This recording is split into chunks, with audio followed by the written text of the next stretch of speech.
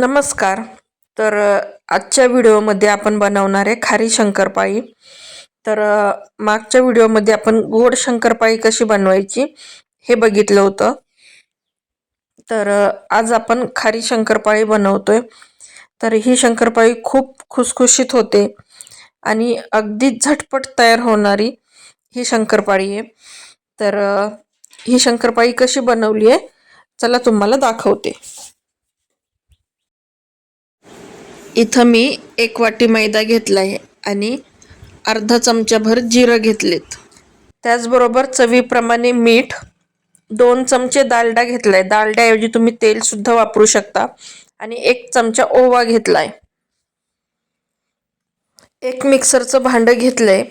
त्याच्यात आता आपल्याला आपण जे जिरे घेतले होते ते घालून घ्यायचेत आणि त्याचबरोबर ओवा घालून घ्यायचाय आणि हे मिक्सरला बारीक वाटून घ्यायचंय. या पद्धतीने इथं मी जिरं आणि ओवा हे मिक्सरला वाटून घेतलेत. आपण जो डालडा घेतला होता तो घट्ट डालडा आहे. आपल्याला याला कडकडीत असं गरम करून घ्यायचंय, म्हणजे आपले जे शंकरपाळे आहेत ते छान असे खुसखुशीत होतील. इथं एक मी परात घेतली आहे आणि त्याच्यात आपण जी 1 वाटीभर मैदा घेतला होता तो सगळा मैदा इथं मी या परातीमध्ये घालून घेतलाय. याच्यात आता आपल्याला आपण जो डालडा गरम करून घेतला होता तो डालडा या पिठामध्ये घालून घ्यायचा आहे आणि चमच्यानीच अगोदर आपल्याला हे मिक्स करून घ्यायचंय, कारण डालडा गरम आहे, हाताला चटके बसतील, म्हणून अगोदर चमच्यानीच हा डालडा व्यवस्थित सगळ्या पिठाला असा लावून घ्यायचा आहे. आणि या पद्धतीने सगळ्या पिठाला व्यवस्थित असा तो डालडा चोळून घ्यायचा. या पद्धतीने पिठाचा मुटका तयार झाला पाहिजे.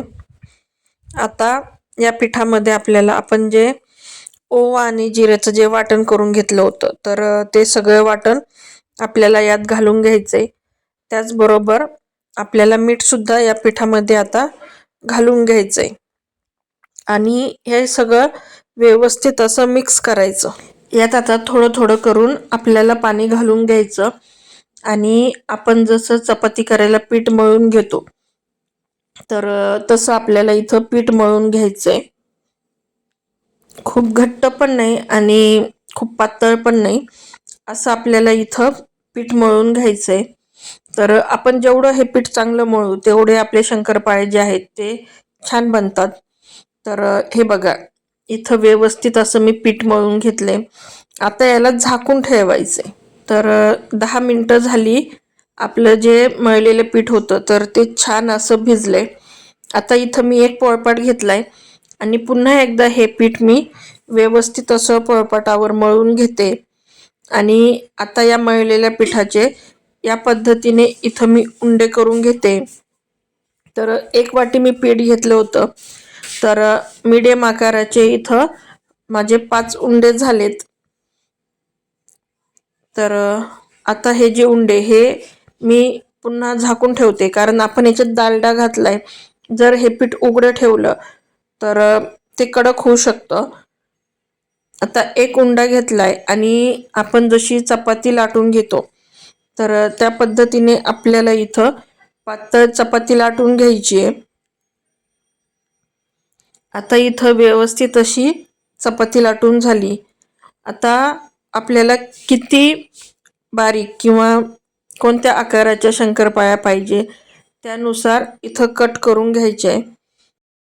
सगळ्या शंकरपाळ्या इथं या पद्धतीने कापून घेते. आता सगळ्या शंकरपाळ्या ह्या छान व्यवस्थित अशा कापून झाल्या. याला आता एका ताटामध्ये आपण काढून घेणार आहे. काढताना ह्या ज्या शंकरपाळ्या आहेत त्या खूप एकावर एक टाकायच्या नाही, नाहीतर त्या पूर्ण एकमेकाला चिकटतील. नाहीतर काय करायचं, त्याच्यावर थोडंसं सुक्कं जे पीठ आहे ते टाकायचं, म्हणजे ह्या शंकरपाळ्या एकमेकाला चिकटणार नाही. आणि आता जे राहिलेले आपले उंडे आहेत पिठाचे याच पद्धतीने मी सगळे म्हणजे उंडे लाटून घेते आणि शंकरपाळ्या कट करून घेते. हे बघा, इथं आपले शंकरपाळे छान व्यवस्थित असे बनवून तयार झालेत. आता आपण तळून घेणार आहे.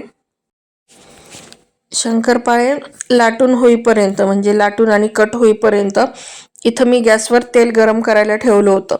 तर तेल व्यवस्थित असं चांगलं गरम झालंय. आता एका झाऱ्यामध्ये हे शंकरपाळे घ्यायचेत म्हणजे तेल आपल्या हातावर उडणार नाही. आणि या पद्धतीने इथं मी हे शंकरपाळे तळून घेते. सुरुवातीला हे एकमेकाला चिकटल्यासारखे वाटतात, पण नंतर एक एक शंकरपाळी ही छान अशी मोकळी होते. तर एक 2 ते 3 मिनिटांमध्ये हे शंकरपाळे छान तळले जातात. आणि याला आपल्याला सोनेरी कलर येईपर्यंत तळायचं आहे. म्हणजे 2 ते 3 मिनिटांमध्ये छान याला सोनेरी कलर येतोय. तर हे बघा सोनेरी कलर यायला सुरुवात पण झाली आहे. जेव्हा तेलाचे बुडबुडे एकदम कमी होतील तेव्हा समजायचं की आपली जी शंकरपाळी आहे तर ती व्यवस्थित अशी छान तळून झाली आहे. तर आता याला मी एका प्लेटमध्ये काढून घेते. तर एवढेच सोनेरी होईपर्यंत आपल्याला तळून घ्यायचे, नाहीतर हे शंकरपाळे करपतील. त्याच्यामुळं मी आता लगेचच हे एका ताटामध्ये काढून घेते. आणि राहिलेले जे शंकरपाळे आहेत तर ते याच पद्धतीने थोडे थोडे करून मी सगळे तळून घेते. तर हे बघा इथं आपले खारे शंकरपाळे बनून तयार झालेत. तर दिसायला खूपच छान दिसतात ते आणि खायला तर त्यापेक्षाही खूप छान लागतात. तर हे जे शंकरपाळे आहेत हे बनवायला खूप सोपे आहेत आणि आपण चहासोबत हे खाऊ शकतो. तर हे बघा किती छान असे खुसखुशीत इथे शंकरपाळे बनवून तयार झालेत.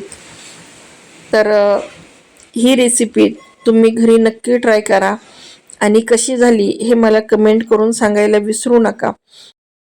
तर व्हिडिओ इथपर्यंत बघितलाच आहात तर माझ्या चॅनलला नक्की सबस्क्राईब करा आणि बाजूला जे बेल आयकॉन आहे त्यावर क्लिक करा. त्यामुळे माझ्या येणाऱ्या नवनवीन व्हिडिओचं पहिलं नोटिफिकेशन तुम्हाला मिळेल.